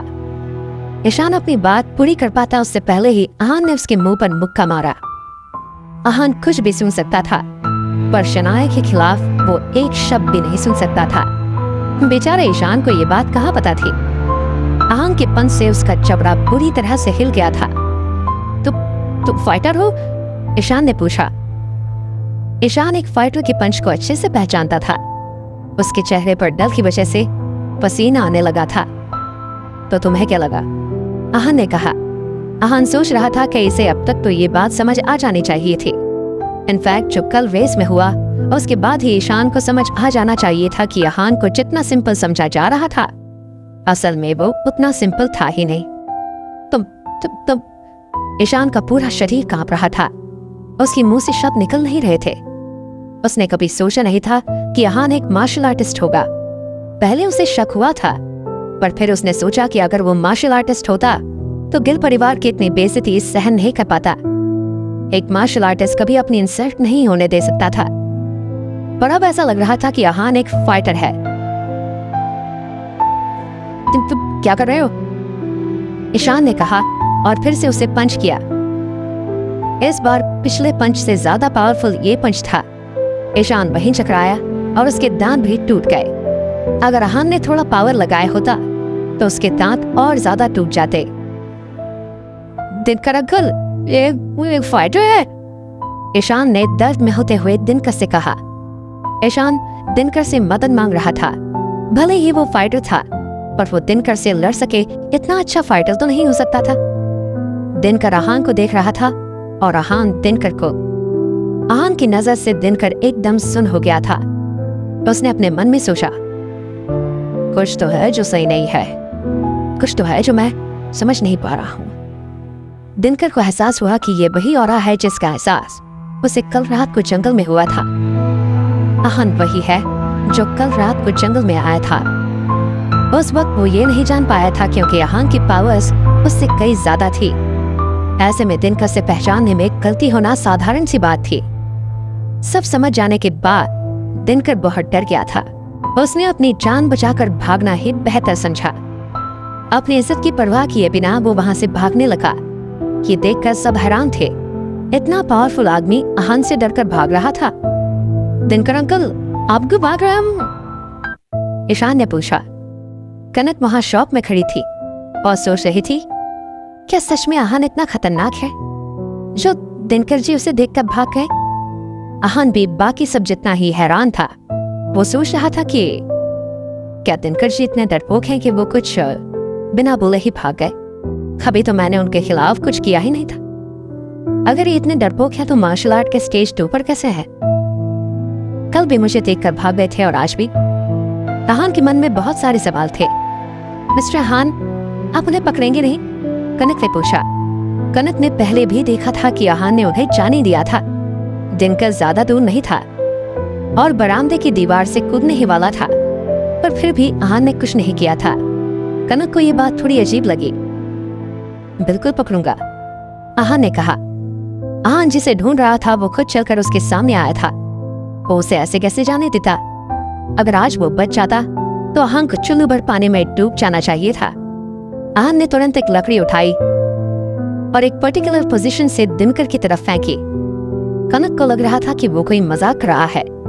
ये क्या, आप एक लकड़ी से दिनकर को रोकेंगे? ये कैसी बचकानी हरकत है? कनक को गुस्सा आ गया। उधर दर्द में पड़ी पद्मा भी चेहरे पर अजीब सा रिएक्शन लिए थी। दिनकर मार्शल आर्टिस्ट था, उसको इस तरह कम आंकना ठीक नहीं था। पद्मा की नजर में आहान बहुत घमंडी और सेल्फ सेंटर्ड था। आहान ने ऐसा क्यों किया? क्या वो सच में कोई मजाक कर रहा था, या फिर एक लकड़ी से वो दिनकर को रोक लेगा? आहान ने सच में लकड़ी का इस्तेमाल करके दिनकर को रोकने की कोशिश की थी। कनक और पद्मा एक ही बात सोच रहे थे। दिनकर आज बहुत खुश होगा कि वो बच गया। दिनकर ने पीछे मुड़कर देखा, पर उसे एहसास हो रहा था कि आहान उसका पीछा कर रहा है, वो भी एक लकड़ी से। दिनकर आहान की सच्चाई नहीं जानता था, इसलिए वो सोच रहा था, ये लड़का खुद को समझता क्या है? मैं एक मार्शल आर्टिस्ट हूँ, ये मुझे ऐसे लकड़ी की मदद से रोक लेगा? इसे मेरी कुछ तो इज्जत करनी चाहिए। जैसे जैसे दीवार नजदीक आती रही, दिनकर खुश होता रहा। वो दीवार फांद कर आराम से भाग जाता, और जब तक ये सब शांत नहीं हो जाता तब तक वो वापस नहीं आ पाता। जैसे ही वो दीवार के पास पहुंचा और कूदने के लिए पैर उठाया, उसे उसका दायां पैर फील ही नहीं हुआ। उसने जब नीचे देखा तो उसके पैर पर बहुत बुरी तरह कट लगा हुआ था। दिनकर को पता नहीं चला था कि आखिर उसके साथ ये कब हुआ और कैसे हुआ। दिनकर कुछ भी सोच नहीं पा रहा था, क्योंकि उसके पैर में कुछ भी फील नहीं हो रहा था। दिनकर से दर्द बिल्कुल सहन नहीं हो रहा था, और वो वहीं जमीन पर गिर गया और दर्द के मारे चिल्लाने लगा। इस बात से कनक, पद्मा और ईशान तीनों हैरान थे। उनके पैर जैसे जमीन से चिपक गए थे। इनमें से कोई भी हिल नहीं पा रहा था। वहां पर जितने भी लोग मौजूद थे सब मार्शल आर्टिस्ट थे, इसलिए उन्हें यह समझने में बिल्कुल देरी नहीं लगी कि आहान ने जो ट्रिक यूज की थी वो थी flying flower harvest. Flying flower harvest trick? Ishaan ने शौक में कहा, कहीं ये आदमी मार्शल आर्ट का मास्टर तो नहीं है? कनक ने कहा। इसके अलावा उन्हें और कुछ भी समझ नहीं आ रहा था। जब आहान दिनकर के पास गया तब तीनों उसके पीछे गए। दिनकर की आंखों में डर साफ साफ नजर आ रहा था। वो समझ गया था कि आहान उसे इतनी आसानी से नहीं मारेगा। अगर उसे ऐसा करना होता तो वो लकड़ी उसके पैर के पास नहीं बल्कि उसकी छाती की तरफ मारता। दिनकर, क्या तुम अपना गुनाह जानते हो? आहान ने पूछा। आहान मानना चाहता था, पर वो ऐसा नहीं कर सकता था। उसे नहीं पता था कि ब्लैक हॉर्स गैंग में अभी कितने लोग हैं। वो दिनकर से ये सारी जानकारी ले सकता था। दिनकर ने आहान से कोई सवाल किए बगैर उससे कुछ कहा। क्या तुम मार्शल आर्टिस्ट में मास्टर हो? दिनकर की आवाज कांप रही थी। क्या इस सवाल का कोई मतलब है? आहान ने कुछ कहा। आहान भले ही कोई भी हो, पर दिनकर अब बच नहीं सकता था। दिनकर पागलों की तरह हंसने लगा। आहान ने भले ही उसे जवाब नहीं दिया था, पर उसकी तकनीक देखकर दिनकर समझ गया था कि वो कोई मामूली फाइटर नहीं है। मेरी किस्मत इतनी खराब कैसे हो सकती है? मैं इतने सालों से बाहर नहीं निकला था। हाँ, मेरा सामना हुआ तो मार्शल आर्ट मास्टर से हो गया। दिनकर को ऐसा देखकर आहान चौंक गया, पर उसे अपने सवालों का जवाब चाहिए था। उसने अपनी आवाज को तेज करते हुए पूछा, तुमने काला जादू की ये टेक्निक कहां से सीखी? जब आहान और उसके गुरु ब्लैक हॉर्स गैंग के अड्डे पर गए थे तो उन्होंने सबको मार दिया था, और उनके लीडर भी कुछ दिनों बाद मर गए थे। फिर दिनकर ने ये कैसे सीखा था? क्या उस गैंग के और भी लोग बाकी थे?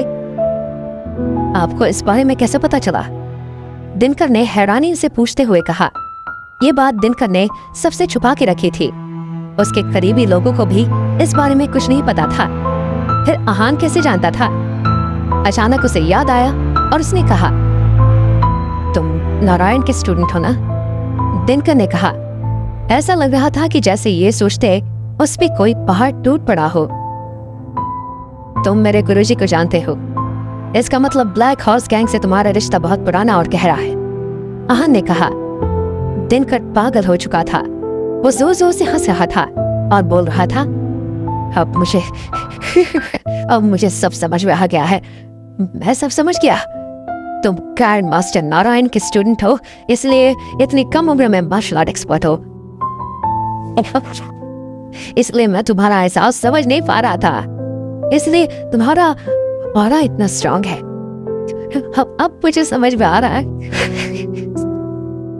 हंसते हंसते दिनकर की आंखें पानी से घेरने लगी। अब तक मुझे लग रहा था कि मैं मार्शल आर्ट मास्टर से मिलाऊं, पर यहाँ पर तो मार्शल आर्ट ग्रैंड मास्टर भी है।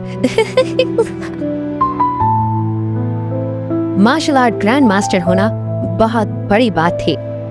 मार्शल आर्टिस्ट अक्सर उनको भगवान का दर्जा देते थे। पूरे देश में लगभग 10 से 12 मार्शल आर्ट ग्रैंड मास्टर ही थे, इसलिए उस पोजीशन पर पहुंचना बहुत बड़ी बात थी। दिनकर के गुरु स्टेज 2 के फाइनल लेवल पर थे जब नारायण और आहान वहां पहुंचे थे। उसके गुरु नारायण का एक हल्का सा वार भी सहन नहीं कर पाए और अपनी जान गंवा दी थी। इससे अंदाजा लगाया जा सकता था कि वो कितने पावरफुल थे।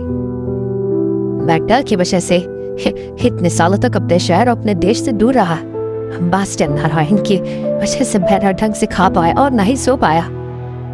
मैं इसलिए आया था क्योंकि मुझे पता चला था कि मास्टर नारायण अब नहीं है, लेकिन मुझे क्या पता था कि मेरा सामना अगले ग्रैंड मास्टर से हो जाएगा।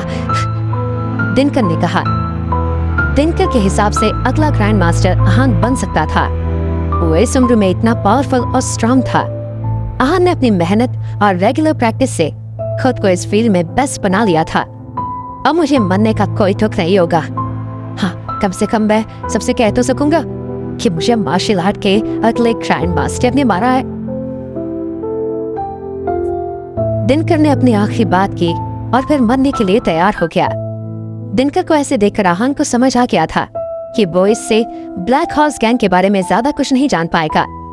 वो पद्मा की तरफ मुड़ा और उसने कहा, पद्मा जी, आप पूरी कोशिश कीजिए कि जो भी इस ब्लैक हॉर्स गैंग से जुड़े हुए हैं, हमें उनके बारे में पता चल जाए। सबको एक एक करके अच्छे से सबक सिखाना है। ये लोग जीने के लायक नहीं है। न जाने कितनी लड़कियों की जिंदगी बर्बाद की है इन्होंने। और हाँ, ऐसे आसानी से मरने मत देना। आहान चाहता था कि दिनकर अपनी गलतियों की सजा तड़प तड़प कर भुगते। जी मास्टर आहान, पद्मा ने बहुत सहजता से अपनी गर्दन हाँ में हिलाते हुए कहा। आहान को पद्मा ने मिस्टर आहान नहीं, मास्टर आहान कह के पुकारा था। उसकी नजर में आहान की इज्जत बहुत बढ़ गई थी। आहान अब ईशान की तरफ मुड़ा। ईशान ऊपर से नीचे तक डर के मारे कांप रहा था। उसके माथे पर पसीना और उसकी शर्ट भी पसीने से गीली हो चुकी थी। ईशान का सामना कभी भी ऐसे इंसान से नहीं हुआ था। ईशान इस वक्त सिर्फ अपनी जान बचाना चाहता था। जैसे ही आहान ने उसकी तरफ देखा, वो तुरंत नीचे बैठ गया। मास्टर आहान, मुझे माफ कर दीजिए मास्टर आहान, मुझ पर रहम कीजिए।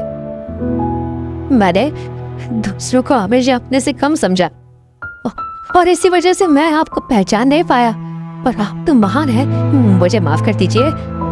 ईशान की सारी अकड़ खत्म हो गई थी। उसने ऐसा सीन पहले कभी नहीं देखा था। दिनकर, जो कि इतना ताकतवर था, उसे आहान ने एक मामूली लकड़ी से हरा दिया था। ईशान अब आहान के बारे में कुछ नहीं जानना चाहता था। उसने जितना देखा वो समझ गया था कि आहान कोई साधारण आदमी नहीं है। वो जानता था कि आहान उसे आसानी से मार सकता था और रेड्डी फैमिली कुछ नहीं कर सकती थी, बल्कि शायद ईशान की गलतियों की माफी मांगने खुद चलकर आहान के पास आती। तुम जिंदा रहना चाहते हो? आहान ने रूखी आवाज में कहा। हाँ मास्टर आहान, आप मुझे छोड़ दीजिए, मैं जिंदगी भर आपका नौकर बनकर रहूंगा। आप जो बोलेंगे मैं वो करूंगा।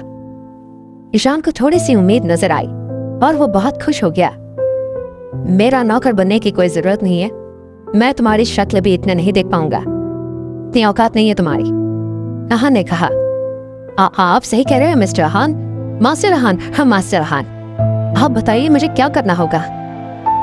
ईशान अपनी जान बचाने के लिए आहान की कोई बात मानने के लिए तैयार था।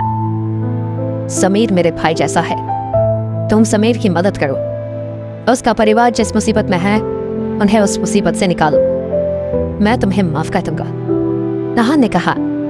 आहान समीर की मदद कर सकता था और करना भी चाहता था, पर वो इस वक्त अपनी असलियत उनके सामने नहीं ला सकता था। ये उसके लिए ठीक नहीं होता, इसलिए उसने ईशान की मदद से समीर की प्रॉब्लम सॉल्व करने का फैसला किया। Thank you mister Aahan, thank you master Aahan, thank you. मैं समीर की जरूर मदद करूंगा, और सिर्फ इतना ही नहीं, आगे उसे कोई दिक्कत नहीं आएगी। ईशान की आंखों में एक चमक लौट आई थी। सिर्फ समीर की मदद की वजह से उसकी जान बच गई थी। उसे उम्मीद नहीं थी कि आहान ऐसा करेगा। आपका दिल बहुत बड़ा है मास्टर आहान, ईशान ने कहा। आहान ने कुछ नहीं कहा। उसने ईशान को इसलिए नहीं छोड़ा क्योंकि उसका दिल बहुत बड़ा था, बल्कि इसलिए छोड़ा क्योंकि उसका ब्लैक हॉर्स गैंग से कोई लेना देना नहीं था। उसको मारना बेकार था, पर अगर वो आसपास रहता तो आहान उससे कुछ भी करवा सकता था और अपना काम निकलवा सकता था। और हाँ, अगर तुम्हें तुम्हारी जान प्यारी है तो जो आज यहाँ कुछ भी हुआ है वो अपने तक ही रखना। किसी को भी इस बारे में पता नहीं चलना चाहिए, वरना तुम जानते हो कि मैं तुम्हारे साथ क्या कर सकता हूँ। आहान ने ईशान को चेतावनी देते हुए कहा। आहान नहीं जानता था कि उसकी सच्चाई अभी किसी को पता चले। बहुत कम लोग जानते थे कि आहान मार्शल आर्ट एक्सपर्ट है, और उससे कम लोग जानते थे कि वो रायजादा परिवार का हिस्सा है। मास्टर आहान, आप बिल्कुल चिंता मत कीजिए, मैं आज यहाँ जो भी हुआ उसके बारे में एक शब्द किसी को नहीं बोलूंगा, ईशान ने तुरंत कहा। वो आहान को किसी भी कीमत पर नाराज नहीं करना चाहता था। जाओ यहाँ से, आहान ने कहा। ईशान की हालत देखकर आहान समझ गया था कि अब उसे उससे कोई खतरा नहीं है। ईशान कोई गड़बड़ नहीं करेगा और समीर की मदद करने के अपने वादे से पीछे नहीं हटेगा। थैंक यू मास्टर, मैं अभी चला जाता हूँ यहाँ से, ईशान ने कहा और तुरंत वहां से चला गया। मिस कनक, मैंने अपना वादा पूरा किया, आहान ने कनक की तरफ देखते हुए सहजता से कहा। Thank you master Aahan. Kanak ने उसका नाम लेने में कोई गलती नहीं की। आज का नजारा देखकर कनक समझ गई थी कि आहान को नाराज नहीं किया जा सकता था। थैंक यू की कोई जरूरत नहीं है, आप बस अपना वादा याद रखिएगा, आहान ने कहा। मास्टर आहान, आप चिंता मत कीजिए, मेरा नाम कनक शर्मा है और मैं अपने वादे से पीछे नहीं हटती। अब से अगर किसी ने भी मिस शनाया को परेशान करने की कोशिश की तो उसे पहले मुझसे डील करना पड़ेगा, कनक ने कहा। आहान ने कहा। और हाँ पद्मा जी, आप मेरे बारे में रायजादा परिवार में किसी को मत बताइएगा। मैं जानता हूँ कि आप उनसे संबंध रखती हैं, पर मैं नहीं चाहता कि उन्हें पता चले कि मैं मार्शल आर्ट एक्सपर्ट बन चुका हूँ, आहान ने कहा। मास्टर आहान, मैं आपको जुबान देती हूँ कि मैं इसके बारे में किसी को कुछ नहीं बताऊंगी, पद्मा ने कहा। पद्मा ये सुनकर हैरान थी कि आहान जानता था कि वो रायजादा परिवार के लोगों से रिश्ता रखती है। उनके मन में आहान के लिए इज्जत और डर दोनों थे। इस वक्त ये देखकर वो घबराई हुई थी कि इतने कम उम्र में आहान इतने ज्यादा स्ट्रेंथ के साथ कैसे था। आहान रायजादा परिवार से लड़ने के लिए तैयार था। उसने अपनी ताकत बढ़ाने के लिए 3 साल पहले रायजादा परिवार को छोड़ा हुआ था। उसने दूर रहकर ही उनसे लड़ने के लिए प्रिपरेशन स्टार्ट कर दी थी। रायजादा फैमिली के मार्शल आर्टिस्ट जो स्टेज 2 के फाइनल लेवल पर थे वो खतरे में नहीं थे, पर आहान जो कि मार्शल आर्ट एक्सपर्ट था वो उनके लिए खतरा था। ठीक है, इतना कहकर आहान वहां से चला गया। आहान शिमला जाने से पहले समीर और तानिया से मिलना चाहता था, पर बहुत देर हो चुकी थी। वो इतनी रात को उन्हें परेशान नहीं करना चाहता था, इसलिए उसने फैसला किया कि वो अपना नंबर समीर के लिए छोड़कर जाएगा। जब भी आहान और रायजादा परिवारों के बीच लड़ाई होगी तब बहुत खतरनाक मंजर होगा, पद्मा ने कहा। इस वक्त कनक आहान को जाते हुए देख रही थी और उसने पद्मा की ये बात नहीं सुनी थी। पद्मा ने उसे कंधे पर हाथ रखते हुए पूछा, क्या तुम्हें आहान से प्यार हो गया है? पद्मा आंटी, ये कहना गलत नहीं होगा कि मुझे आहान पसंद है, कनक ने कहा। क्या कनक का ये कन्फेशन कोई नया तूफान आने वाला था?